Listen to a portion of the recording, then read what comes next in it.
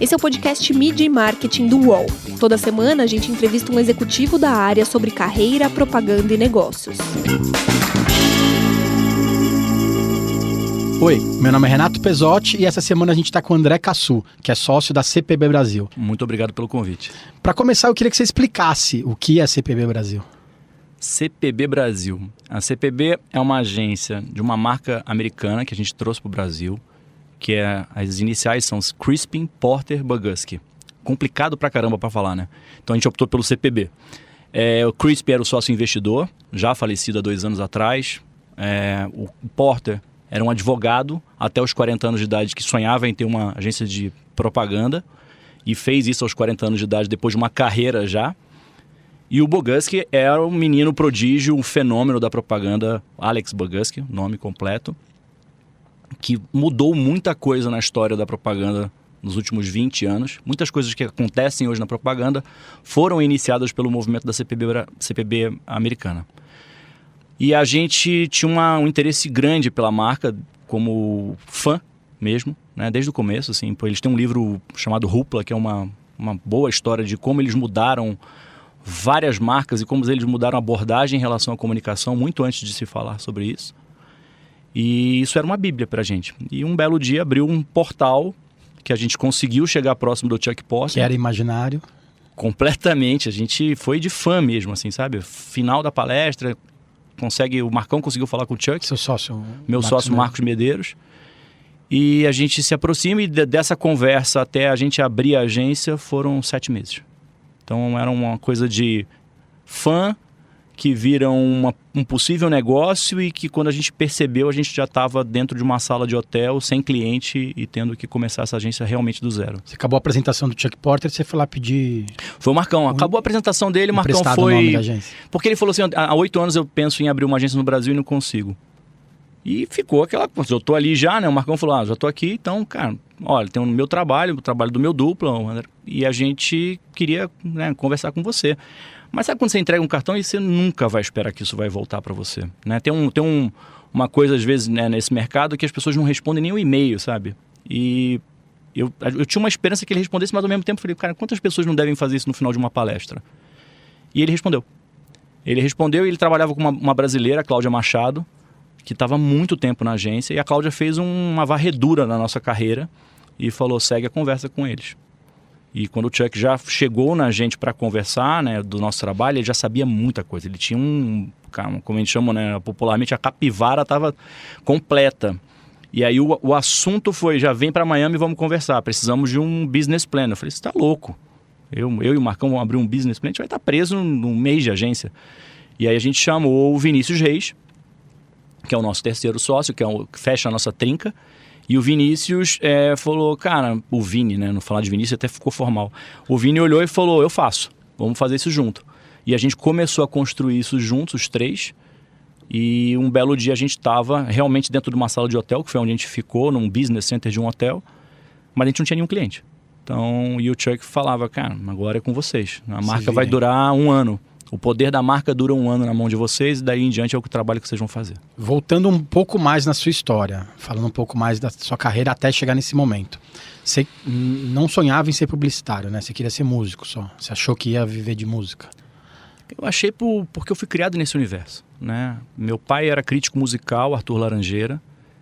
Depois diretor de espetáculos, dirigiu Emílio Santiago, ele fez aquele projeto 6,5 do Pixinguinha, que é um projeto famoso, histórico, então desde Clementina de Jesus a Cartola. Minha mãe, Ivone Cassu, ela é uma mulher do interior de São Paulo, de Itu, né, da família Cassu de Itu. Ela, muito transgressora já jovem, resolve ir para a capital, né, naquela época.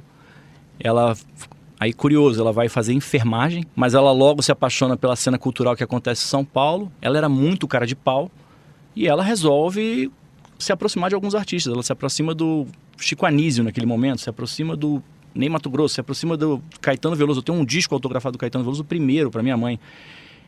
Então ela ficou imbuída dessa cena cultural.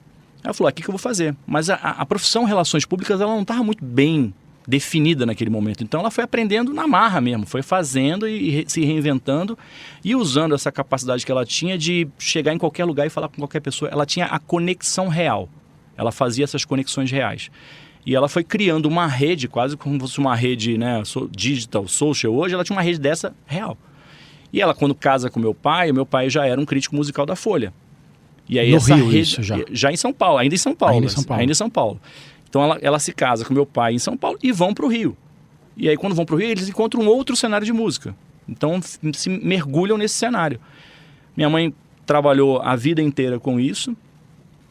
Foi a grande paixão dela. Ela, até o falecimento dela, que foi em 2012, ela trabalhou intensamente. Ela não teve uma noite em casa. Essa é a memória que eu tenho da minha mãe. Minha mãe sempre, ou no espetáculo, ou no teatro, ou viajando, ela sempre foi muito ativa. Ela viveu o trabalho. Viveu o trabalho. E tem um negócio que eu acho, acabou sendo um final bonito, que é, você chega naquele momento, né, do enterro, e eu cheguei cedo, e eu sou filho único, né? E o filho único, ele carrega esse sobrepeso. Então, quando eu cheguei lá, era o caixão da minha mãe, começaram a chegar as coroas de flores, que eu cheguei muito cedo com a minha mulher, com a Penélope. E aí a primeira foi do Zeca Pagodinho. Eu falei, tá aí, uma vida interessante, né? A segunda foi de um bar, o Fiorentino. Eu falei, bom, uma vida bem interessante. Aí chegou a do Barão Vermelho. Eu falei, bom, acho que ele foi legal. Aí chegou a do Governador. Eu falei, cara, já não consigo mais fechar quem foi, sabe? Conectar. E aí essas conexões foram se transformando. Eu falo que o enterro da minha mãe foi muito parecido com aquele filme Peixe Grande, sabe? Que não parecia real. Em alguns momentos, e você está muito emocionado, você tem muitas pessoas falando com você, eu perguntava para minha mulher, é isso que está acontecendo mesmo? Né? Numa hora tinham 500 pessoas e o Roberto Carlos estava cantando. Você fala, cara, o que está acontecendo aqui dentro? E acabou sendo uma festa. Então eu acho que a minha mãe, ela me deixou essa lição de que a vida pode ser uma festa muitas vezes. Mas o curioso é que eu só fui virar músico com 16 anos. Né? Aí eu comecei a tocar gaita, aí montei uma banda, aí mergulhei nesse universo, viajei para Chicago, fiz um monte de coisa e um belo dia eu falei, cara, não vai dar. Né? Porque é um mercado muito, muito restrito, o mercado de blues e rock no Brasil, ainda mais por um gaitista, já estava super ocupado já. Um dos melhores gaitistas do mundo é brasileiro e ele ocupava quase todo esse cenário. E aí eu caí num mix interessante, né? Eu caí num estágio na Artplan, que era exatamente a combinação de música com uma agência de publicidade. Era tudo meio misturado. Por causa do Rock in Rio. Por causa do Rock in Rio. Então o Roberto Medina já tinha feito o Rock in Rio 1, 2.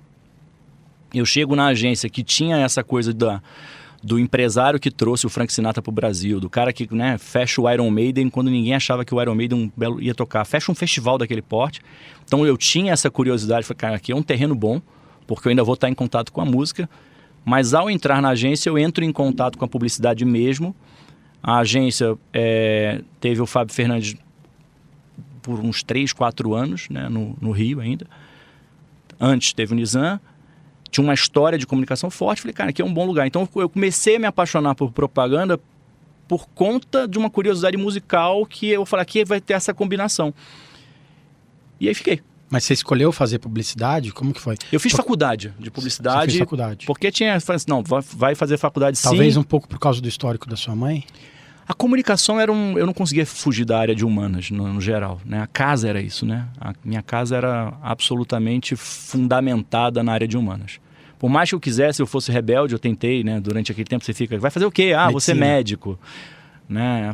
Tá bom, né? Mas e aí, né? E é engraçado porque na parte de pai tem médicos lá. Mas eu acabei naturalmente sendo atraído por esse universo. A faculdade de comunicação social eu fiz no Rio. Ela, naquela época, ela tinha uma divisão, né? É engraçado isso, que era você tinha que optar depois por jornalismo ou publicidade. Eu optei por publicidade sem saber muito, já estava tocando bastante naquela época. Então, as coisas se misturavam demais. Eu falava, vou fazer uma carreira de músico, vou fazer a carreira de músico. Mas aí eu ia também conhecendo um pouquinho. Alguns professores falavam, cara, faz um estágio, procura, busca, que eu acho que você tem um viés aqui que vai ser interessante. Quando eu caí na Artplan, eu já estava no final quase da faculdade, aquele último ano da faculdade. E a Artplan, ela realmente é o lugar onde eu começo a testar. Na verdade, eu descobri o seguinte, tem uma parte que é valiosa na música, que é o improviso. Né? O que mais me deixava feliz tocando era uma parte que você improvisa, que você não sabe para onde a música vai. E eu achava que isso mexia com uma área da minha criatividade. E eu falei, como é que eu consigo fazer isso daqui dentro de briefings, né? Dentro da profissão?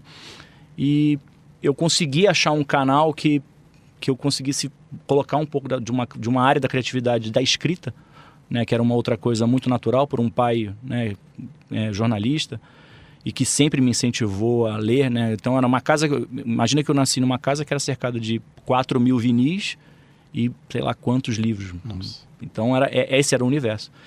Então eu consegui achar na escrita de redação, né, que foi a disciplina que eu escolhi, até porque eu sou daltônico, não podia escolher a direção de arte de jeito nenhum. Então eu escolhi a redação e consegui canalizar uma energia criativa que me era necessária. Que eu tinha na música, que uma vez que eu escolhi o caminho, eu falei, como é que eu vou dosar isso? Então hoje a música é um suporte emocional, né? A música é onde eu me reencontro, eu reencontro áreas criativas, eu tenho muita curiosidade pelos processos criativos da música, e isso eu tento de algum jeito encontrar essa felicidade da música na publicidade. E é legal, porque hoje a criatividade também pede um pouco de improviso e principalmente em algumas ações publicitárias específicas voltadas para relações públicas, né? Então, de repente, a sua mãe, ela poderia ter sido uma boa publicitária nos anos 70, né? Se fosse hoje o emprego dela.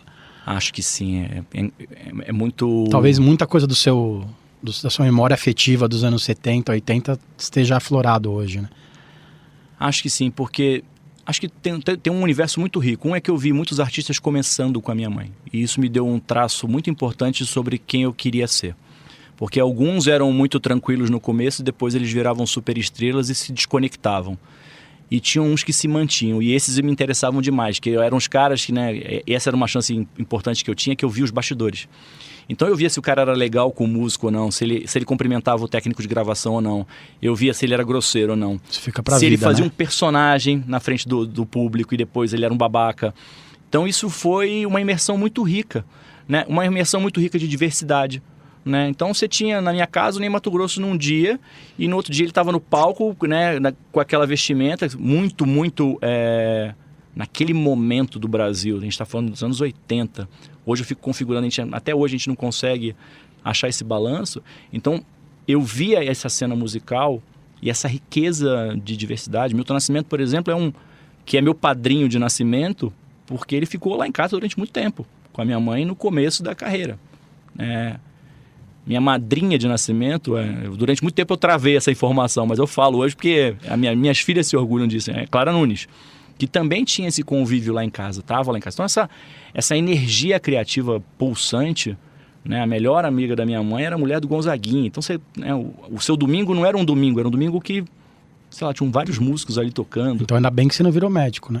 Porra, seria um desperdício.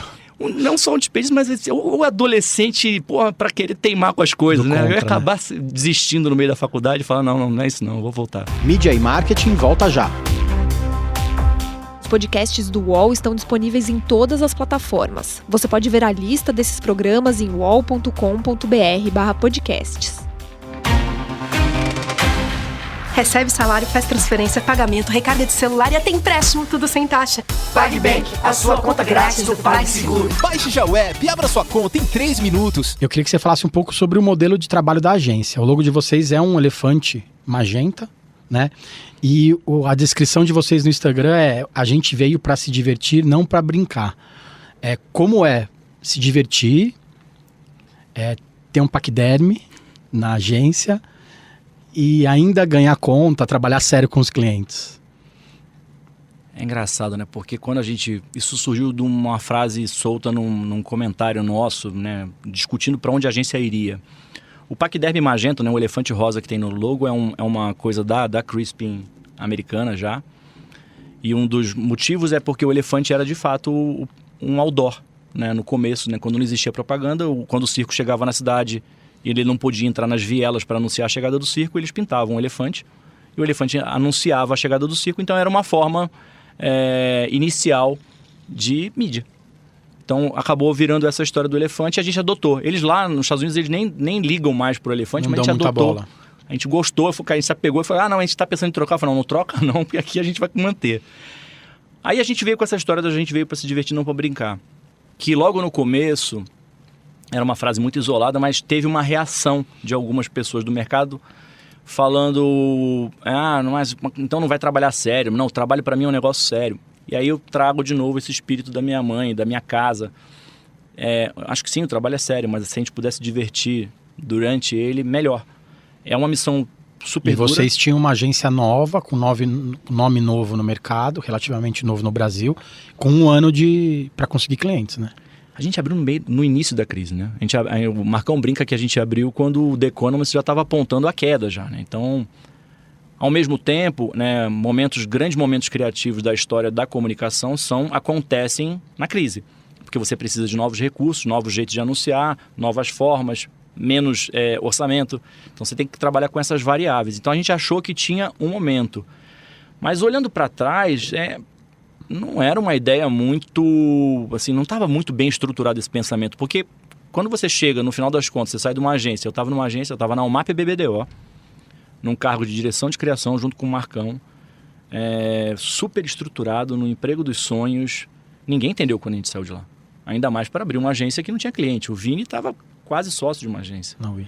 Então, você só realiza essas coisas quando você está dentro de um lugar e fala, cara, não tenho cliente, ferrou. E aí isso foi uma energia muito fundamental para a gente se entender e buscar clientes.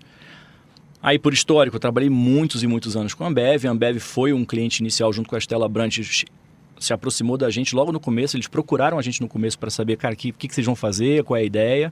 Isso reforça, né? Você fala, bom, tem alguma coisa.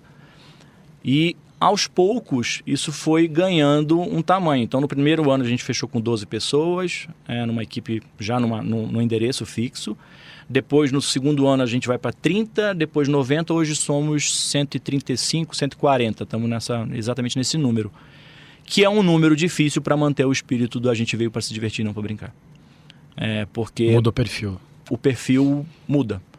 E a responsabilidade muda, né? Você sai de uma agência idealizada para uma agência real e você tem que saber trabalhar qual é o nível que você vai conseguir manter dos dois lados. Muitas vezes não vai dar para ser a diversão e muitas vezes não precisa também ser só a dureza. Então a gente está buscando esse equilíbrio e apontando, e aí eu acho que é importante, em um mundo que se transforma há tanto tempo, né, a todo momento, a todo instante, quais serão os nossos próximos 2 anos? Isso hoje é o que a gente está repensando, porque o mercado inteiro está repensando. Acho que a gente está vivendo um momento do mercado de comunicação que quem tem certeza do que vai acontecer, eu teria bastante dúvida sobre essa certeza. Então, hoje, o nosso dever de casa da agência é entender como a gente quer estar nos próximos 2 anos e depois, se possível, nos próximos outros anos. Os desenhos, engraçado porque a gente fez um desenho de 5 anos, mas o mundo mudou de uma velocidade que eu não consigo mais desenhar 5, eu preciso desenhar 2. E é a missão que a gente está buscando agora. E você trabalha com clientes que são mais divertidos, como Stella Artois, outras marcas da Ambev, alguns da Diageo, Johnny Walker, é cliente de vocês, e clientes mais sérios, como Três Corações, Embraer. Como que é? Tem esses núcleos diferentes na agência? Ou quem trabalha com cliente mais sério quer trabalhar com cliente mais divertido? Aparentemente mais divertido? É engraçado, né? Porque quando eu trabalhava na UMAP, eu tive uma lição do Marcelo Serpa importante, que foi quando o Bradesco Seguros entrou e eu imaginei que fosse ser um cliente sério. Eu entrei na reunião com esse espírito, né? Não é um cliente sério, né? E foi um dos clientes mais divertidos que eu trabalhei naquela época. Era um cliente que quebrava o código. E eu acho que a gente tem visto muito isso nas empresas, né? Se tem uma coisa que os clientes fizeram, foi uma evolução muito rápida, interna, em busca de se preparar para esse mercado que a gente não sabe como vai ficar. E a campanha de Bradesco Seguros que você citou é uma coisa que vem do imaginário popular, volta para a agência, bate num cliente sério e volta para o imaginário popular, né? Que é o vai que, né? O vai que é uma expressão pronta, né? Eu particularmente gosto muito, né, de propaganda quando o consumidor tem a sensação de que ele já ouviu, que ele conhece, que é familiar, mas que ninguém nunca tinha concretizado numa forma de comunicação. E ali foi um encontro muito feliz disso, né? E, de novo, era um cliente super sério, a gente jamais imaginou que eles fossem seguir com essa campanha, tanto que na apresentação tinham 3, 4 outras. Essa era aquela campanha que era um pouco mais arriscada. Diferente. E eles falaram, não, vamos nessa. Se não der certo, a gente faz outra depois. Então, de novo, é sobre quebra de código, né? Hoje, eu tenho tentado entrar em todo cliente da forma mais pura possível, né? Mas sem... Eu procuro nem me informar muito sobre quem são as pessoas que vão estar, porque eu quero esse primeiro contato sentir como é que essa química nesse nosso trabalho vai acontecer. E, curiosamente, óbvio que tem muitos processos, né? Acho que o mercado de comunicação ele ficou mais travado, complicado, né? Porque a gente tem muito mais entregas, mas ao mesmo tempo ele ficou muito mais rico porque ele tem muitas mais entregas. Então, a gente hoje busca esse balanço de... Se essa entrevista fosse no início do ano, eu acho que eu teria uma visão mais pessimista por conta de todo o prognóstico que estava sendo falado no mercado. Hoje eu consigo ter uma visão quase do mesmo otimismo de quem abriu a agência e falou, cara, não, dá para fazer e dá para se reinventar. Então acho que a gente está muito mais buscando a adaptação. Acho que hoje essa é a palavra de ordem no mercado de comunicação, seja para anunciantes, seja para as agências, seja para as consultorias. O mercado vai ser sobre reaprendizado, sobre vontade de aprender de verdade, curiosidade e readaptação. E falando em readaptação, uma das maiores campanhas que você criou vem de readaptação, né? Que pode ser do Pepsi. É assim, a empresa teve que entender que era uma coisa que acontecia no mercado e brincar com isso de alguma forma, né? Primeiro, né, em Pepsi tem uma fase da aceitação de verdade é um negócio que dói, né? Então, quando você confirma que os garçons, né, quando você oferece Coca, eu queria uma Coca, o cara te devolve, só tem Pepsi, pode ser, mas de uma forma um pouco triste, você tem que... Chateado. Você tem que ser corajoso para encarar essa. E a cliente, né, uma das clientes na época era a Andréa Álvares, que hoje está na Natura, e a Andréa falou, não, vamos bancar. E essa primeira rodada de pesquisa travou a campanha não foi aprovada na primeira rodada de pesquisa. Em qualquer outro ambiente, isso já seria definitivo e morreria. E aquele grupo de clientes falou, não, vamos testar de novo. E a gente fez um vídeo filmando os garçons, reagindo e mostrando o quão verossímil era aquilo. Na verdade, assim, a campanha não estava inventando nada de novo. A gente só estava readaptando para um discurso positivo de, cara, tudo bem, pode ser, o que pode ser bom.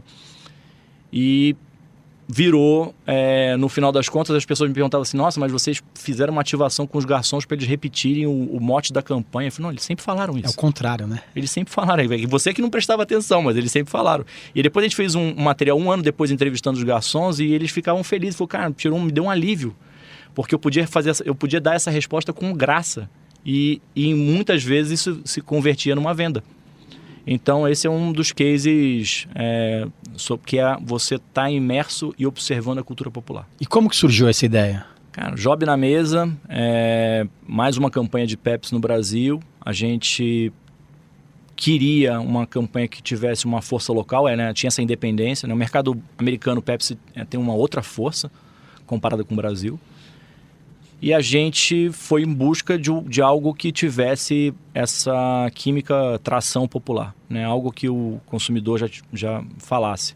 E surgiu a história do Pode Ser nessa observação da questão que o garçom falava. Mas talvez isso tenha uma releitura aqui.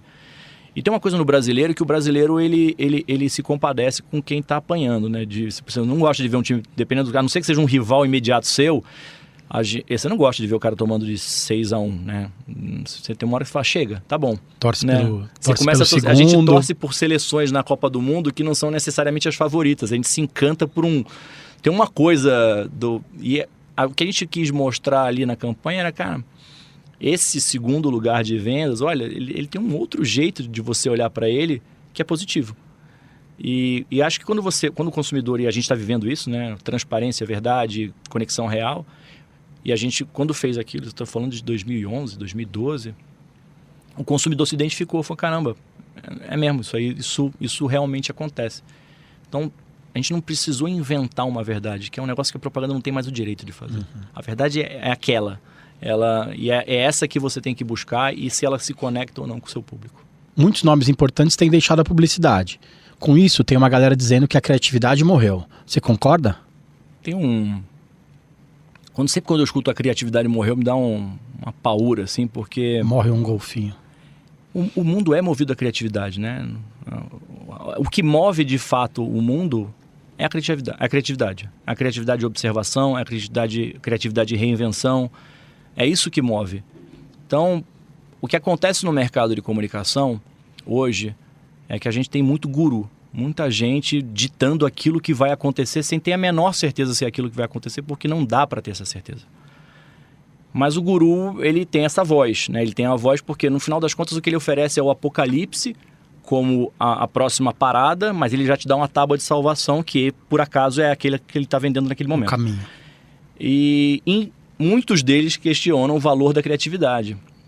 E eu não consigo imaginar um mercado de comunicação que abra a mão da criatividade. Né? Nas suas conversas aqui de podcast, você teve Ricardo Dias da Ambev falando de criatividade. Você teve o Ariel, de Burger King, falando de criatividade. Então, os grandes clientes estão falando sobre criatividade. E aí, alguns gurus ficam apontando que a criatividade vai morrer, que não é mais a mesma, que agora o segredo é copiar.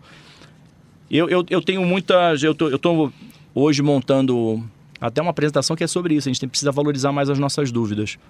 E eu gosto muito do que o Clóvis Barros fala, né? Aquele filósofo mais arraigado, assim, e ele fala que o guru ele precisa de vir de longe, né? Porque quando ele está de perto, você sabe que ele não é guru de nada, né? Então, eu desconfio. Eu estou num momento de desconfiança e de valorizar minhas dúvidas. E as dúvidas da empresa, principalmente. Eu queria que você explicasse um pouco como que é trabalhar em dupla na publicidade. Antigamente se trabalhava muito em dupla, hoje se trabalha em trios, às vezes em quartetos, às vezes se trabalha sozinho. E antigamente era quase como um casal, né? Era o redator e o diretor de arte, eles tinham que ter sintonia nas ideias. Como que é escrever para alguém ser o diretor de arte? Ou como que é atuar assim, sempre em parceria com alguém? Tem que ser um casamento perfeito mesmo para dar certo? Tem que ter uma química e respeito. Respeito acima de tudo, porque você vai ter contraposição de ideias, né? E se você for muito apegado às suas ideias e não quiser, de novo, o diálogo, então não vai fazer sentido essa dupla.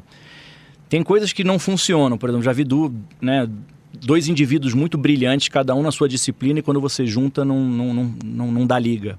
Já vi um que melhora o outro, então o formato de dupla ele ainda acontece, lá na agência, na CPB, a gente usa o formato de dupla sim.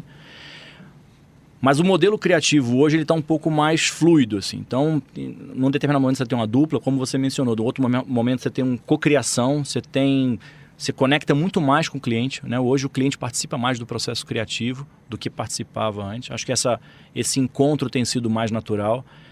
A gente tem buscado hoje um modelo de você trazer até pessoas de outros departamentos da agência para o processo criativo, especialmente antes de começar. Né? Acho que o que aconteceu muito é que a gente foi criando departamentos muito isolados ao longo da propaganda e isso os clientes não querem mais. Essa coisa não, agora é com você e depois eu passo para você. As salinhas. Essas salinhas elas não funcionam mais.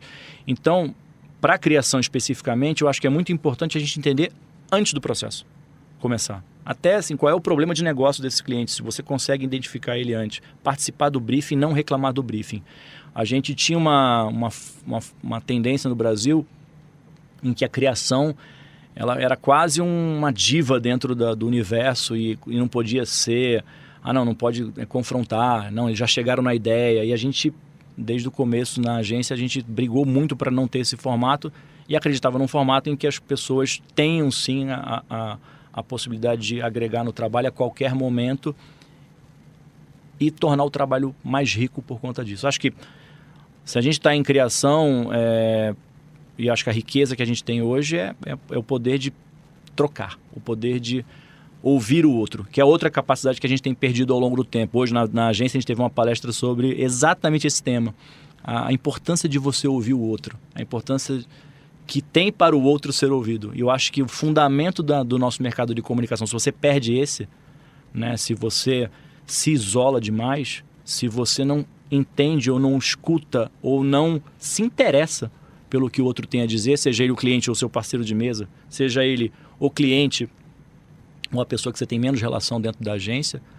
perde um pouco o sentido. Então a gente valoriza muito e tem buscado cada vez mais isso, o diálogo, a aproximação, a troca, o interesse, a curiosidade. Fundamento da criatividade é curiosidade. E curiosidade é diálogo. Eu queria que você contasse um case que você se orgulha de ter participado. Talvez um que a gente não conheça, que você fala assim, nossa, que bom que meu nome está lá na ficha técnica. É super, né? Você falou de cases que eu fiz na UMAP, né? Eu acho importante. Acho que o case, eu evito sempre nomear os cases por uma questão de olhar até para frente, mas eu acho que eu vou fugir da pergunta respondendo, tá? Eu acho que a construção da agência é o case que eu mais me orgulho. A construção e a chance de estar reaprendendo todos os dias, a chance de estar sendo desafiado todos os dias, a chance de poder imaginar e ter a ação de falar, cara, acho que agora é hora de mudar para cá, de repensar a cultura da agência, de estar em contato com tanta gente diferente. Eu tenho uma equipe super variada, tem gente de todos os lugares do Brasil, isso me enriquece diariamente. Em 5 anos e de 0 a 100, assim. A chance de vocês, na palavra, né, do empreendedorismo, né, de empreender, eu acho que ela tem uma riqueza nas relações pessoais que ela transcende o negócio. E eu sempre acreditei que empresas, agências, elas são feitas das pessoas, né? Aquela pessoa ou aquele grupo de pessoas faz aquela agência naquele momento, você troca uma, duas, essa agência é completamente diferente, e eu tenho vivido isso nesses últimos 5 anos. Eu acho que abrir uma agência no meio da crise, né, no início da crise, com 0 clientes, e poder chegar 5 anos depois com um corpo de clientes super importante, que acreditou desde o começo na agência, que procura a gente em busca de novos desafios, isso para mim é um case de sucesso. E, fundamentalmente, ter feito isso com sócios que são mais que sócios, que se tornaram pessoas de confiança, são amigos. É uma coisa que a gente até às vezes se pergunta, mas a gente ouviu de cliente, não, mas vocês são muito passionais. A gente abriu uma agência porque a gente é passional. Não haveria outro jeito de abrir uma agência pra gente sem paixão. Porque sem paixão eu poderia continuar bem onde eu estava, mas eu sentia essa necessidade e eles sentiam também individualmente. Eu, Marcão, Medeiros e o Vini Reis, a gente sentia essa necessidade. E esse grupo, né, ele vai crescendo. Então eu tenho um diretor de criação, Marcelo Rizério, Renata Virtman no atendimento. Eu tenho agora a Luana Azeredo com Rafa Lavor no planejamento. Eu tive o Thiago Santos, que está saindo da agência agora após um ciclo de 5 anos, mas que foi uma peça fundamental. Essa riqueza de pessoas é o case de sucesso, e eu espero manter esse case de sucesso por muito tempo. Que bom. Eu queria que você contasse uma campanha que você gostaria muito de ter tido alguma participação de alguma forma. Brasil ou gringa? Qualquer uma que você olha e fala assim, nossa, isso é muito bom. Ainda mais, para quem não sabe do histórico do Caçu, ele é redator, né? Ele escreve porque não sabe desenhar, ele que diz isso, não sou eu. Então eu queria que você contasse alguma coisa que, de repente, alguém escreveu ou alguém desenhou que você queria estar junto. Acho que no momento emblemático que a gente está vivendo, e não é uma forma de homenagem, não, eu acho que é maior do que isso, né? A FNASCA fechando, o Fábio Fernandes sai da agência, né? O publicitário que criou campanhas memoráveis no Brasil, para mim, o maior nome criativo que o país já teve. Eu, particularmente, vou eleger aqui a construção do Skol Desce Redondo, né? Você chegar nesse conceito, e esse conceito perdurar por tanto tempo, num momento em que propaganda parece uma coisa perene, que você troca a cada segundo, eu acho que esse é o... Eu não digo nenhuma peça, eu gostaria de ter criado esse conceito, a história. Esse conceito, e ter a capacidade de ter olhado lá atrás e falar, acho que isso vai durar bastante tempo, e isso ser questionado por anos e anos e anos e continuar funcionando mesmo após 20 anos de sucesso. Então, até por uma questão de homenagem à criatividade, eu acredito muito nisso, né?